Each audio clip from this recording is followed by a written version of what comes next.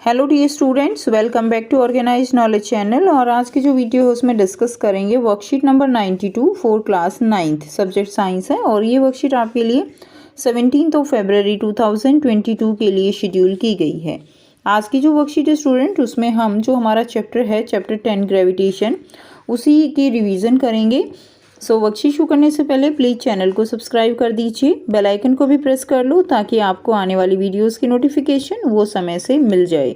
देखिए क्या दिया गया है आज की वर्कशीट में। Any object thrown upward reaches a certain height and then it start falling down. कोई भी ऑब्जेक्ट को जब हम ऊपर की तरफ फेंकते हैं तो वो एक हाइट पे जाके और फिर वापस जो है नीचे गिरने लगता है। When an object falls towards Earth's surface under the influence of gravitational force of Earth alone, then its motion is termed as free fall. जब कोई भी ऑब्जेक्ट जो है वो अर्थ की सरफेस की तरफ गिरने लगता है ग्रेविटेशनल फोर्स ऑफ अर्थ के कारण, यानी अर्थ का जो ग्रेविटेशनल फोर्स है उसके कारण जब कोई भी ऑब्जेक्ट नीचे की तरफ गिरता है उस मोशन को हम फ्री फॉल कहते हैं। क्या कहेंगे? Free fall. During free fall the direction of motion remains the same. Free fall के ड्यूरिंग जो है जो मोशन की डायरेक्शन होती है वो सेम रहती है, यानी नीचे की तरफ, but the velocity of the object increase at a constant rate. लेकिन जैसे जैसे ऑब्जेक्ट नीचे की तरफ आता है तो उसकी जो वेलोसिटी है वो कांस्टेंट रेट से क्या करती है? इंक्रीज करती है। And any change in velocity involve acceleration, और जो वेलोसिटी चेंज होती है उससे एक्सेलरेशन प्रोड्यूस होता है। And the acceleration during the free fall is called as acceleration due to gravity. और फ्री फॉल के ड्यूरिंग जो एक्सेलरेशन होता है उसको हम कहते हैं एक्सेलरेशन ड्यू टू ग्रेविटी। क्या कहेंगे? Acceleration due to gravity. And it is denoted by g. Small g से इसको डिनोट किया जाता है। And its unit is same as of acceleration, और इसकी यूनिट जो है वो सेम होती हैं जो कि एक्सेलरेशन की यूनिट होती हैं, दैट इज़ मीटर पर सेकेंड स्क्वेयर। तो ये हम ऑलरेडी जो है पहले भी हम कर चुके हैं, ठीक है। तो यूनिट क्या रहेंगी? मीटर पर सेकेंड स्क्वेयर इसकी यूनिट रहेंगी। नेक्स्ट देखिए, now equation for acceleration due to gravity of earth की क्या इक्वेशन रहेगी for acceleration due to gravity of a earth. Now let mass of earth be M. जो मास है earth का वो क्या है? कैपिटल एम है। And the mass of object वो क्या रहेगा? Small M. Let D be the distance between the object and the earth centre, और डी जो है वो ऑब्जेक्ट और जो अर्थ का सेंटर है उसके बीच की डिस्टेंस है। And F be the force of attraction exerted by the earth on the object, और एफ क्या है? वो फोर्स ऑफ अट्रैक्शन है जो कि जो अर्थ है वो एक्सर्ट करती है किसी भी ऑब्जेक्ट के ऊपर। Now therefore by universal law of gravitation, universal law of gravitation के according f is equal to G M into M upon D square. ठीक है, एफ क्या है? दैट इज एफ का फॉर्मूला क्या होता है? G M into M upon D square. जहाँ पे m क्या है? यहाँ पे मास है अर्थ का, एंड m है ऑब्जेक्ट का मास है स्मॉल m, d है डिस्टेंस, एंड g है यूनिवर्सल ग्रेविटेशनल कांस्टेंट।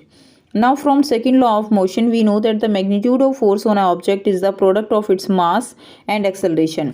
अब देखिए, सेकेंड लॉ ऑफ मोशन से हम जानते हैं कि जो मैग्नीट्यूड है फोर्स का वो क्या होता है? That is the product, that is f is equal to m into a. अब हमारा यहाँ पे फ्री फॉल है तो एक्सेलरेशन वो क्या है? ए की बजाय जी है, तो फॉर्मूला क्या हो जाएगा? F is equal to M G. ठीक है, F is equal to M G value put कर देंगे एफ की यहाँ पे। M G is equal to G M into M upon D square. यहाँ से एम एम कैंसिल हो जाएगा और जी, यानी जी का फॉर्मूला क्या रहेगा? जी का formula G M upon D square हो जाएगा। जी कांस्टेंट है, एम कांस्टेंट है, और डी स्क्वेयर के ऊपर डिपेंड करेगी स्मॉल जी। ठीक है, ग्रेविटेशन वो जो है डिस्टेंस के ऊपर डिपेंड करती है। Let the object be near और the on the surface of earth. मान लीजिए जो ऑब्जेक्ट है वो नियर या सरफेस के पास है, ठीक है, सरफेस के ऊपर है। Then the distance D will be R. तो क्या रहेगा? जो डी है डिस्टेंस वो अर्थ की जो रेडियस है वो रहेगी, यानी देखिए कोई भी ऑब्जेक्ट अगर यहाँ है तो उसकी जो डिस्टेंस है वो क्या होगी? रेडियस होगी अर्थ की। ठीक है, and acceleration due to gravity will be, तो g is equal to G M upon r square. उस केस में जो डी है डिस्टेंस वो आर स्क्वेयर के इक्वल हो जाएगी। यानी अगर जो है डिस्टेंस मान लीजिए ये तो आर रहेगा, और अगर कोई भी ऑब्जेक्ट जो है अर्थ से दूरी पर है तो जी की वैल्यू क्या हो जाएगी? जी की वैल्यू वहाँ पर कम हो जाएगी, और अगर कोई ऑब्जेक्ट बिल्कुल पास है तो उसके लिए जी की वैल्यू ज़्यादा रहेगी। नाउ अब आपको दिया गया है as the earth is not a perfect sphere its radius are increases from poles to the equator. अब देखिए अर्थ जो है वो परफेक्ट स्फीयर नहीं है, उसकी जो शेप है वो कुछ इस तरह से है। तो इसकी जो आर है ये यहाँ पे क्या होते हैं, यहाँ पे पोल्स हैं और यहाँ पे इक्वेटर है। तो आर जो है वो इंक्रीज करती है पोल्स टू इक्वेटर, ठीक है। पोल्स पे डिस्टेंस कम होती है और इक्वेटर पे जो आर की वैल्यू है वो ज़्यादा है। As a result the value of ji become greater at the pole. अब यहाँ पे डिस्टेंस कम है तो इसीलिए पोल्स पर जी की वैल्यू ज़्यादा हो जाती है, ठीक है। और जो इक्वेटर है उस पर जी की वैल्यू जो है वो क्या हो जाती है, कम हो जाती है। Clear?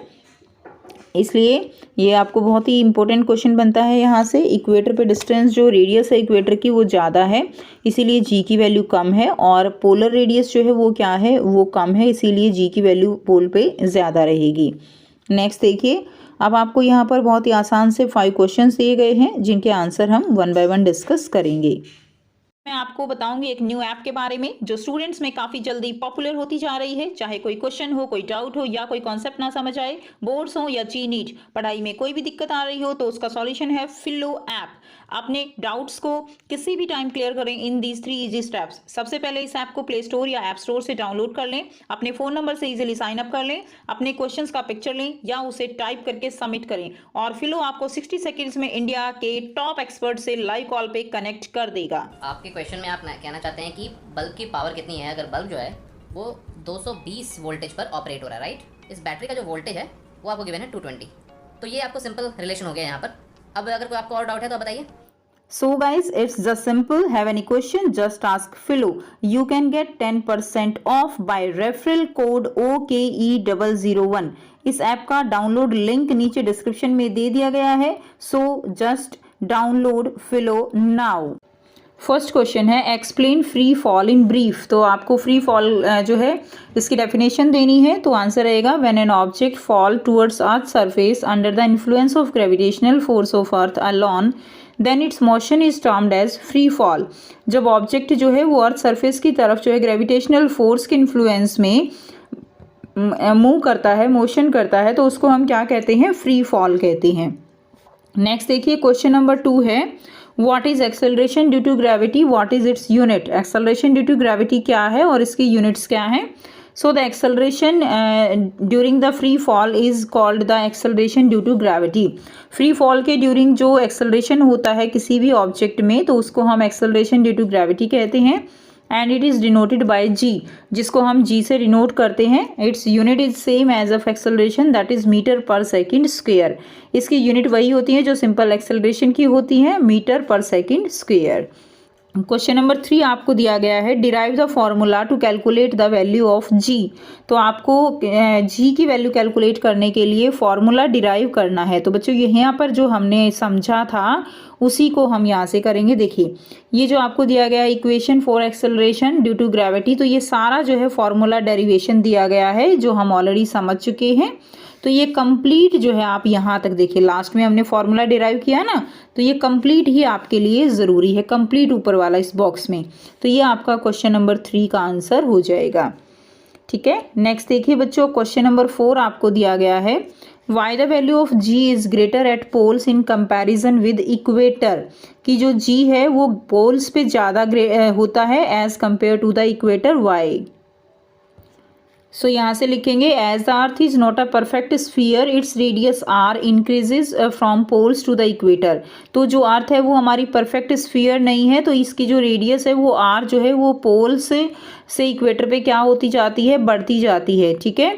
So as a result the value of ji become greater at the poles than at the equator. तो इक्वेटर पे जो जी की वैल्यू है वो कम हो जाती है और पोल्स पे जो है वो बढ़ जाती है। सो इस तरह से यहाँ से आप इसका आंसर कर देंगे। क्वेश्चन नंबर 5 है on what planet the value of G depends on a planet. ठीक है, तो कौन से फैक्टर हैं जिन पे वैल्यू ऑफ जी डिपेंड करती है। So value of G depends on mass of planet. Planet का कितना मास है उसके ऊपर डिपेंड करती है। जितना ज़्यादा मास होगा उतना ही ज़्यादा उसका जी रहेगा, ठीक है।